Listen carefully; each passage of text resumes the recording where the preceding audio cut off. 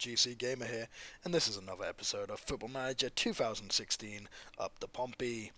As you can see, we have moved forward in time to the 1st of January 2017. It's our second season with Football Manager 2016 Up the Pompey, and first season, if you're just catching up, we got into the playoff final and sadly lost on penalties after misses by some of our best players. This season, I've decided to cut down on the updates to try and get through the seasons a little bit quicker, and I'm first going to show you the transfers that we've made this season.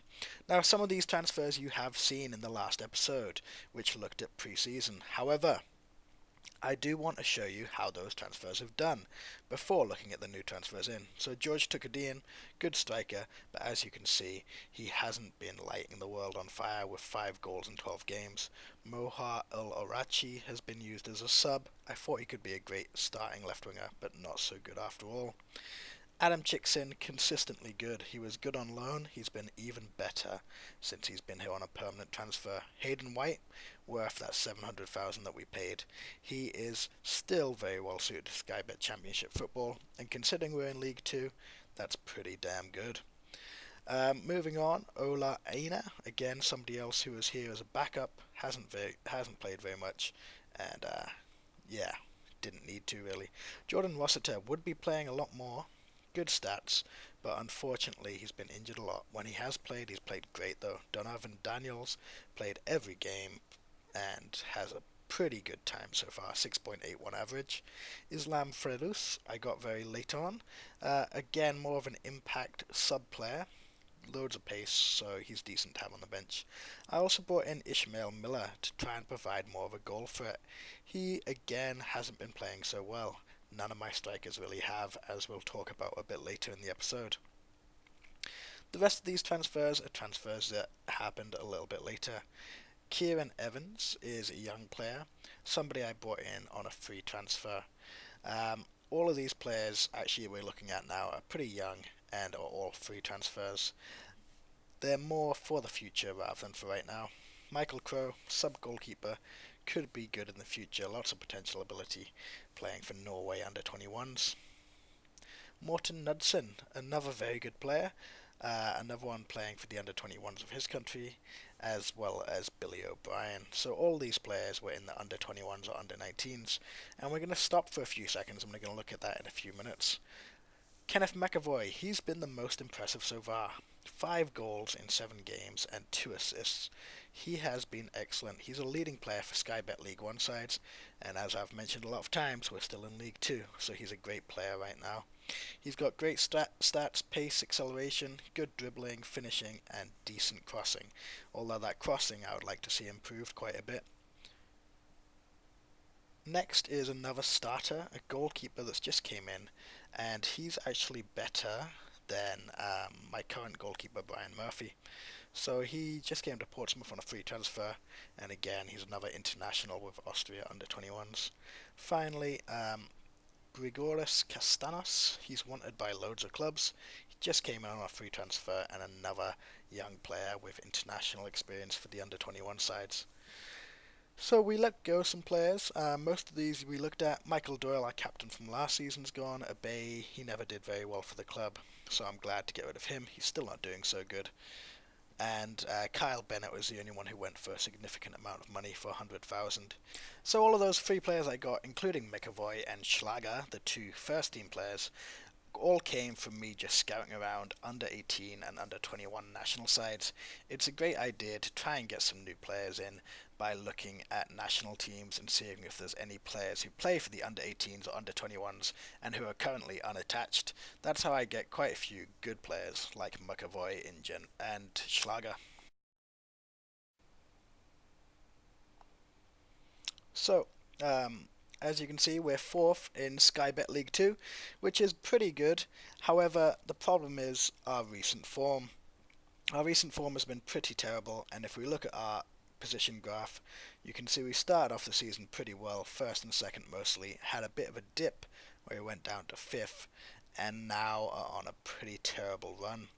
Now that run is compounded largely due to our very weak strike force.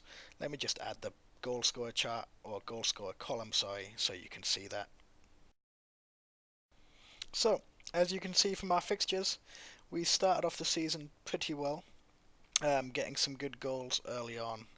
Gary Roberts getting the majority and lots of our midfielders scoring, Matty Tubbs getting a goal or two, and George Tukadian started to score, but he got a hat-trick, and then after that he played terrible and hasn't really scored much since then.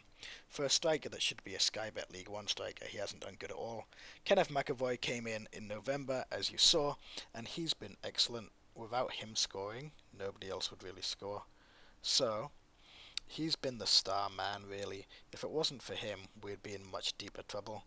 It has been quite a while, as you can see, over 2 months since a striker has scored, and that was Ishmael Miller in the 92nd minute. For a strike force that has quality like George Tukadian and Ishmael Miller, that's kind of frustrating, and it's something I'm going to look to rectify this transfer window, because really, without a good strike force, we're not going to win the league, and we really do need to win this league this season. As for the cups, purposely put out bad teams to just kind of get rid of the cups. At the moment, we're not really looking for cup wins, we're looking to climb the leagues. Uh, Interesting to note, I did lose some money for putting out a bad team in the cup. I got fined £5,000, £5,000 for fielding a weakened team. I didn't even know that was possible in real life, let alone in Football Manager. So that's interesting. Other than that, our finances are pretty good, as you can see. Well, good. They're in the red, but good enough. Anyway, this is the squad. As you can see, Hayden White doing excellent as usual. Sano and Coots have been excellent in midfield, especially Sano in the last 5 games. And Matty Tubbs has just been recalled to the first team. So that last 5 games looks a bit flattering, but that's not real, because most of those stats are from the Portsmouth under-21 side, where he's been playing for the majority of the season, since he's really not good enough to lead the line. Apart from Matty Tubbs, everybody else, strike force wise, has been playing, and you can see Miller and Tukadian not doing so well. In the under-21s, you can see lots of these young internationals that I signed. Right, as I mentioned before, some of these players are under 21s or under 18s for their national side, and a big way to find those is just go to the national side, scroll through the under 21s and under 18s, and see for any unattached players. Quick look at Adam Webster there. He's currently unhappy, leaving the club at the end of the season, and I've tried to sign him to a new contract, but he won't. So although you can see him in the squad as a sub, he's probably going to be leaving the club at the end of the season, which is unfortunate as he's got a ton of potential. He just wasn't quite ready to be playing every match so far. As I've been mentioning throughout this episode, if we look at the realistic transfers for strikers, that's what I really need in January.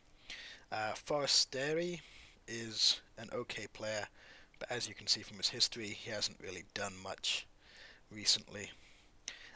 Josh King, great player in real life, bags and bags of pace, good stats. I don't have enough money to buy him, unfortunately. If he was listed for a lower price, I might actually try, even though his contract would be much higher than I could probably afford. I can't offer many wages, so that's unfortunate, or else he would be a really good player. I actually kind of want him. He's got a while left on his contract, so no chance of getting him for free either. Um, he's the best prospect right now. But let's have a look at loan listed players. Again, Josh King, his name's popping out. Let's make an offer. Let's try and get him on loan. If I put that up to 20k, that's how much they want a week, right? 19.25. 19.25 a month, sorry. That's not too much. It's only 60k if I only keep him for 3 months. And that will get me towards the end of the season in April. April, May time, yeah. Let's put a future fee on of 1 million, just in case he plays outstanding for us, which he could well do. There you go. Looks like they're going to accept it. It's just a question of whether Josh Kings comes or not. So, start of the transfer window. The only other area that we might have to look for is we might have to look for another defender. Um, we are 4th in Sky Bet League 2, and to be honest, I need to be up there higher in the league. I really want to win this season. If we look at the Sky Bet overview, our attendance is outstanding compared to everybody else's, double second place Plymouth's. We've spent more money than anybody else, and, well, our possession is pretty good, 5th in the league, which is pretty decent. So that's it for our mid-season episode. We will be doing another episode at the end of the season to see if we can climb higher up the league and get into Sky Bet League 1. Please like, comment and subscribe for more Football Manager 2016 Up the Pompey action.